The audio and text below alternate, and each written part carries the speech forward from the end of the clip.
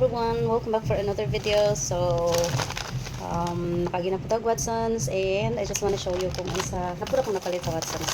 So, yeah, another Watson haul. Dito lang siya guys, and this is mine hand hubs na gamit. So, tadan! Ayan, 4 items ba siya guys. So, first off, I want to show you this one. So, na-try na ko ning isa guys. So, this is the pink one. The Lux Organics Perfecting UV Tint Serum Sunscreen. Ayan. And then, nagustuhan ako siya guys. Kay, very smooth siya sa skin. And it has SPF 50 plus PA plus, which is really good for our skin. And then meron din siyang 2% niacinamide hyaluronic acid, centella asiatica, and vitamin C. So since gustuhan ako siya, tinted sunscreen ni siya, pakita lang niya nako ninyo separately kung unsa siya mag-blend sa face. But yeah, since na-try na ko siya and nagustuhan ako siya, akong gipalit po ang another variant nila. So this is Pure Mineral. This one, mango, is color adjusting, while this one is pure mineral sunscreen. So gusto na ko siya i-try, and I wanna see kung parehara ba siya o effect sa pink one. So yeah, this is 119 ang isa ka sachet. So ipakita lang ako sa inyo separately kung paano siya gamit, how it looks like kung gamito na siya. And then next one is this, the Bello Sun Expert Tinted Sunscreen.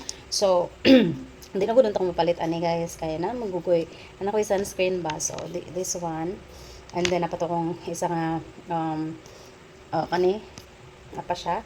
So wala pa man siya nakurot. And then I still have the Face Republic food na mga skin tint. So dili lang ko mapalit niya kay nag-sale bitaw siya ba, one take one. So this is 500 pesos, pero doon na siya kabuok. And yeah, sulit na siya kay mahal ba yung Bello guys, if you know, medyo mahal din siya na mga products. So mong gigrab na lang din ako siya.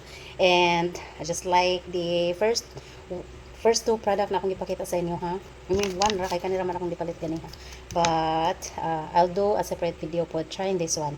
This is my first time trying this Bello Sun Expert na tinted sunscreen. So nakatry na ako katong gagmay gani nga packaging niya, but it's a different variant sad. So I wanna try this one and pakita na ko sa inyo ha. And then also I bought this facial wash kay mapila na kadlaw nga akong gigamit sa akong face kay katurang sabon akong gipalit ba niya, murag nagkuha na ko murag na ko yung mga pimples nga nanubo. So it's sad. Mong nipalit ko ani. I think this is only 179 pesos. So yeah, a facial wash by Celotic. So gusto po din ako siya kay it has a natural moisturizing factor, and then dermatologist tested siya. So hypoallergenic, paraben free, no harsh scent, which is really good and which I like kay if you know nakoy allergy sa mga strong scents. And then this one, this is for hubs, the Nivea Men Deep Acne Oil Clear. So nag-sale po siya. It's only I think this is only 139 pesos. So naka 50% off siya. So yeah, 139 na lang siya. So di ka mabudulan na. This one is 119 pesos. I mean, yeah, this one, yung duha ka bo, pink and orange. But if mahot na rin akong sachet akong ipalit, I'm planning to buy yung bigger size niya. So this one is 119, and then ang bigger size kaya I think it's 379. So yeah, that's my Watson's haul.